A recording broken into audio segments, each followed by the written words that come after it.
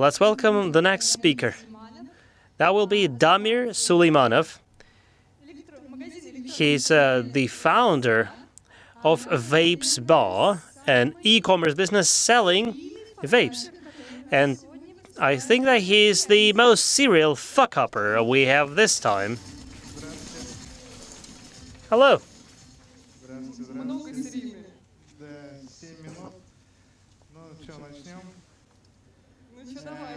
Let's get started, shall we?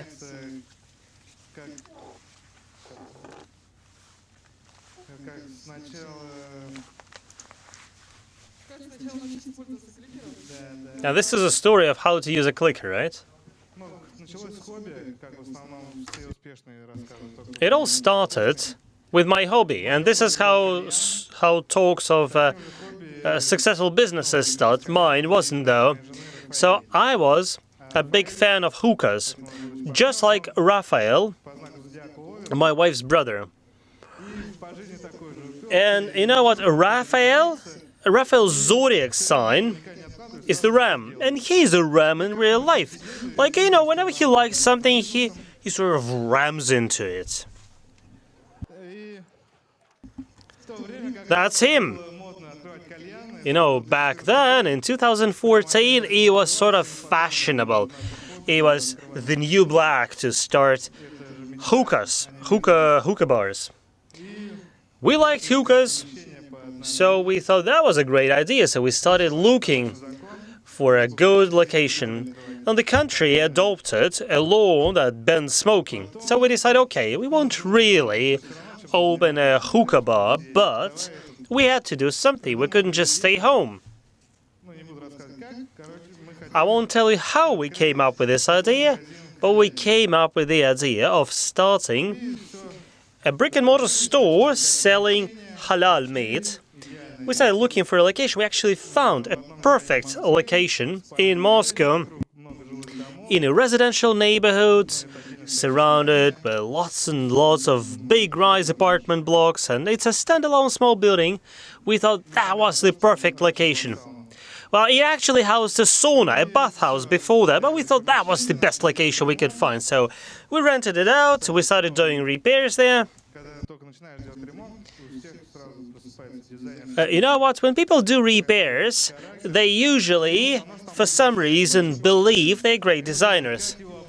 And we also had like a huge pool there, because it was a sauna, right? So we had all sorts of ideas what to do about it. Like, first we wanted to do like a big fish tank there, or at least a stocking area, because it was a shame to remove it. And then we realized it would cost us too much. So what we ended up doing was just to put all the construction materials trash there and then cover it with floorboarding. And then, you know, we realized that despite the adoption of this law banning smoking, lots and lots of hookah bars were popping all over the place. We read the law again and realized that as long as you don't sell food in your hookah bar, you can actually run it. And we decided, okay, we can squeeze our meat store into a smaller location. We went from 130 square meters to 80 square meters, and we delegated 30 square meters to a hookah bar. We had to keep a small office of 10 square meters because we wanted to have two businesses under the same roof, and obviously we needed management time there, and we had to put our managers somewhere. See our posh, beautiful refurb here. So eventually we opened the doors. See, we had DJs. It was a fancy celebration. And we decided that very soon after that we'd also launch our hookah bar. We wanted to launch it 10 days after the launch of the meat store. Now everything was sort of prepared, but for the repairs. Like, we didn't really finish the repairs. We had all friends, you know, all our relatives helping us there, putting on the finishing touches. And so we started two businesses, and then we worked like that for about 6 months. And we're generating horrendous losses every month. a meat store is a utopia. Like, you cannot really be successful in this business. We invested so much money, and we kept, racking our brains over what to do with such a loss-making business. And eventually we came up with a smart idea. We need to start another store like this. That will make us a network, and we'll have some network effects, which is exactly what we did. This is me in front of our second meat store. That was a fuck-up from the very beginning. We closed it down 2 months later. It became crystal clear it wouldn't work. That was not the end of it, because our landlord from our first location told us that we actually had to repay our rent debt within 10 days or vacate the premises. Actually, it was quite a substantial debt. We made a calculation that showed that if we actually sold everything we had, we would be able to pay back our debt, which is what we did. Now, we are experienced people, at least in terms of making debt.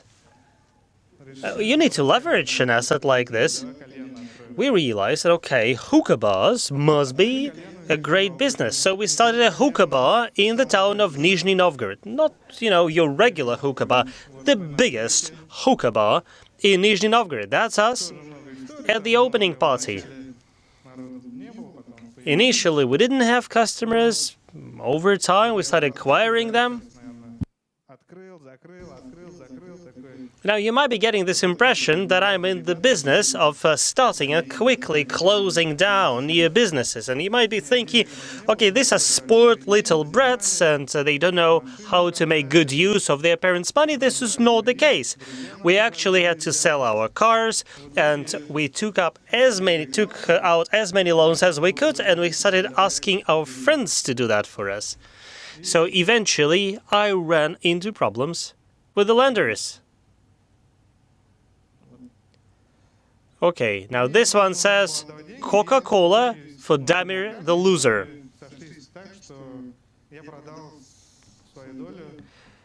So since I had to pay back my loans and my debts, I sold my share in the Nizhny Novgorod business to my old partner. Having done that, I returned to Moscow, and I started thinking, what can I do now? And I was thinking for 3 months, when a guy called me from Nizhny Novgorod, and he said, I have a cafe, would you like to start a hookah bar on my premises? I say yes right away.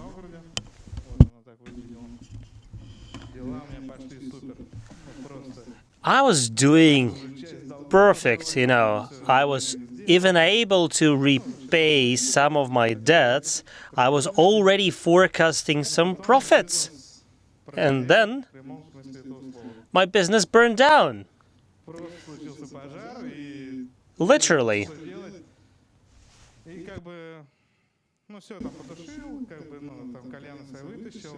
Well, I was able to save the hookahs, but everything else burned down. I was disoriented for 2 days, and then I bought myself a vape. And I used the vape out of depression, I think. I'm actually an avid smoker. And by the end of the day, I realized that, I had been using this vape thing. I had been vaping for a whole day without smoking a single cigarette. I thought that could actually be a good business in its own right. So I launched a vape bar. It's not yet a fuck-up. It's still up and running.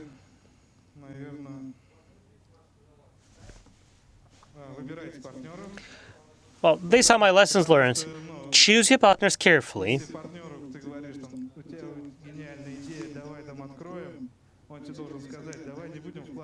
Now, a good partner, when you say, I have a perfect idea, let's launch a business, should tell you, you know what, you don't have the money and you haven't tested your idea, you need to come up with a business plan. You shouldn't really invest a lot of money in a business you don't know.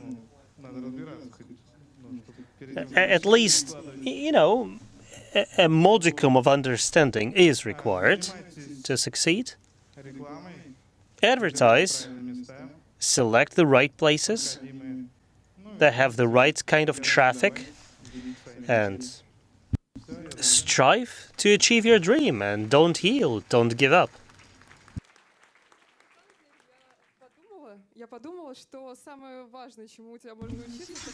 You know what?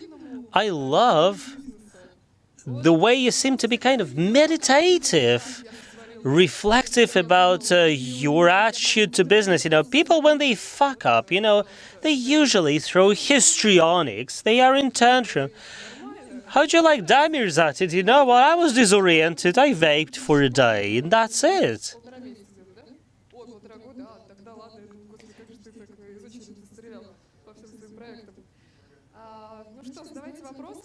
And you killed all those businesses in the course of about 18 months. Okay. Questions now. Okay, let's start with our traditional question asker. I have 3 questions, so don't count on the mic anytime soon. Okay, you said that you invested a lot of money in the meat business. What was the problem? Was it the shrinkage, or did you have processing problems? Well, first, our rent was killing us.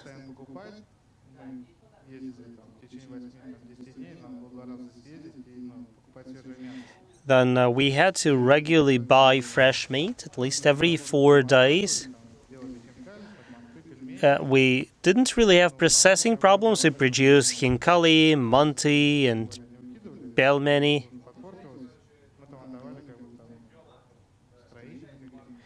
If we had any not so good meat left over, we would hand it over to construction people and construction guys and other disadvantaged groups of the population.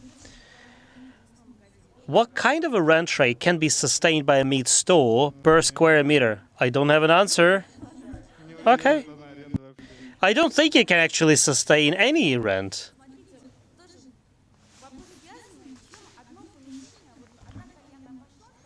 Okay, one hookah bar was successful, the other not so much.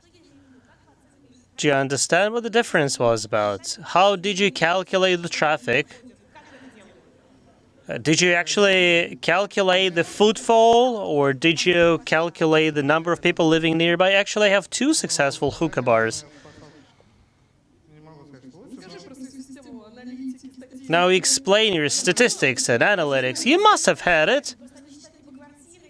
Now, there are different ways of calculating it.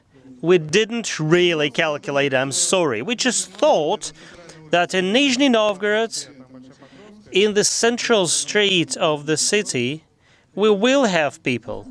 That was easy. Yeah, we were actually also successful in the same street in Nizhny Novgorod, not surprisingly. Okay, my second question. How do you think the vape law will impact your business if it's indeed adopted? I try to resolve problems only when they arise.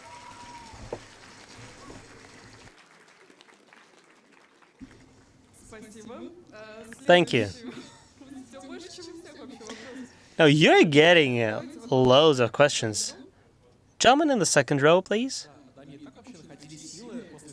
Damir, with so many failures, did you have any issues with motivation? Did you have fits of apathy? How did you find this inner source to stand up and fight again?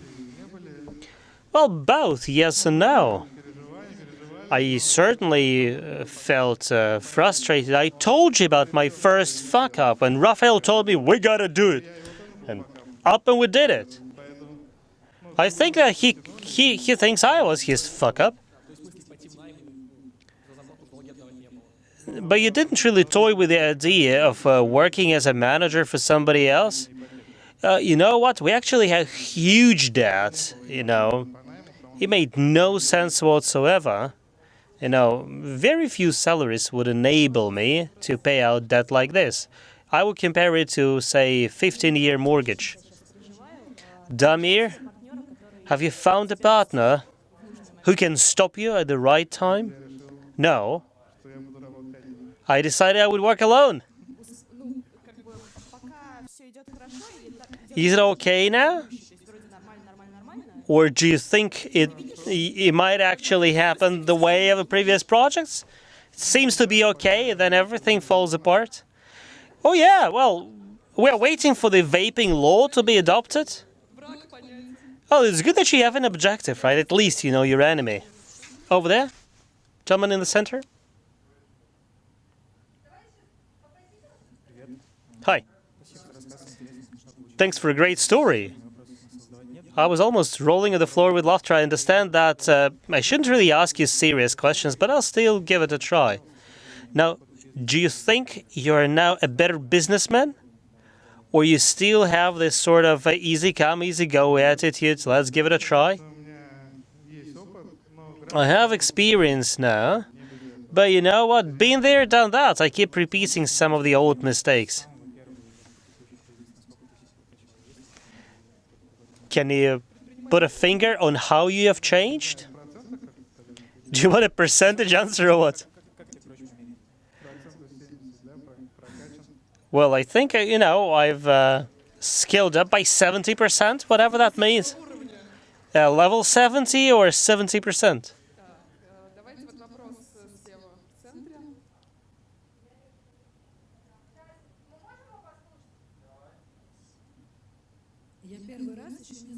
This is my first time here. Can I ask you personal questions? Is that okay? How old are you?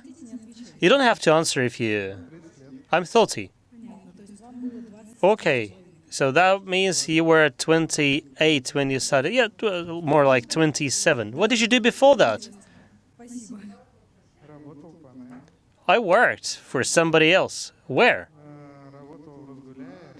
At Razgulai, which is the largest agribusiness in Russia. I was first a finance guy, then I worked in the procurement department, after that in the sales department. What kind of education do you have? Well, I graduated from the Plekhanov Academy with a degree in IT and economics.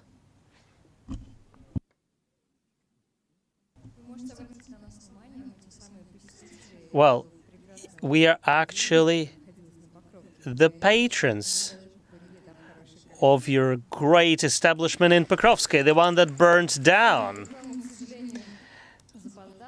I understand it's a bit too late to advertise it.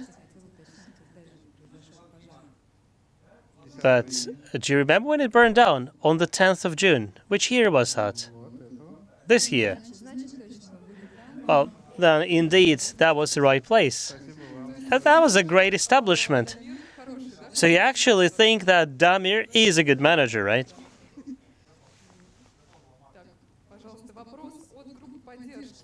Okay, a question from the support crew. Armen?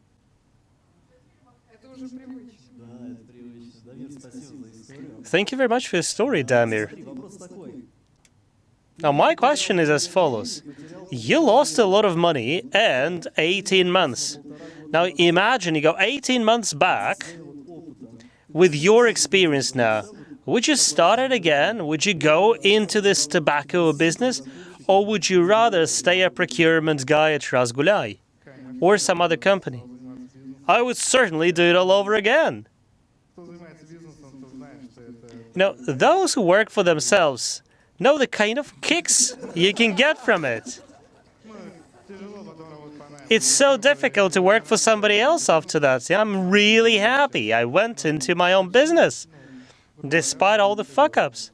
I think these are the best years of my life. Oh, the prime of his life.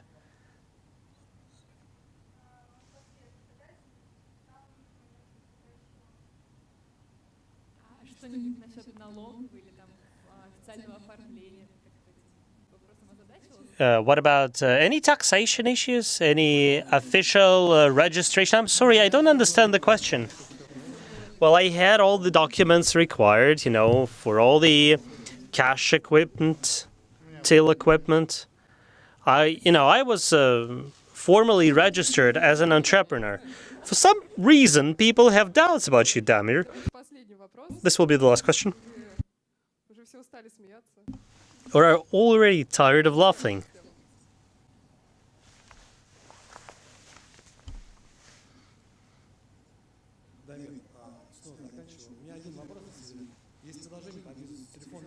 Damir, can I have a phone number? I have a business proposal. Cool. See you after the end of the session. Okay, thank you very much.